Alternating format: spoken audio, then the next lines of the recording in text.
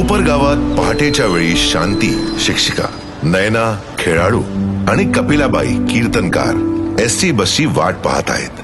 पूर्वी इथे थोड्याच महिला दिसत असे, पण आता अनेक स्त्रिया सुरक्षितपणे प्रवास करताना दिसतात. हे शक्य झालंय महिला सन्मान योजनेमुळे.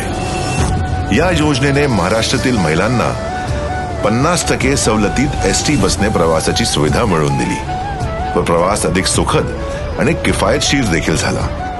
याचा फायदा असा झाला की पैशांच्या होणाऱ्या बचतीमुळे शांतीला घर खर्चासाठी जास्त पैसे मिळू लागले. नयना स्वतःसाठी रनिंग शूज घेऊ शकली, तर कपिलाबाईंनी कीर्तनशाळा सुरू केली. खेळ असो किंवा व्यवसाय, महिला आज सर्व क्षेत्रात पुढे आहेत. देवाभाऊंनी ही योजना आणून महिलांना सक्षम आणि सन्मानित केलं आहे.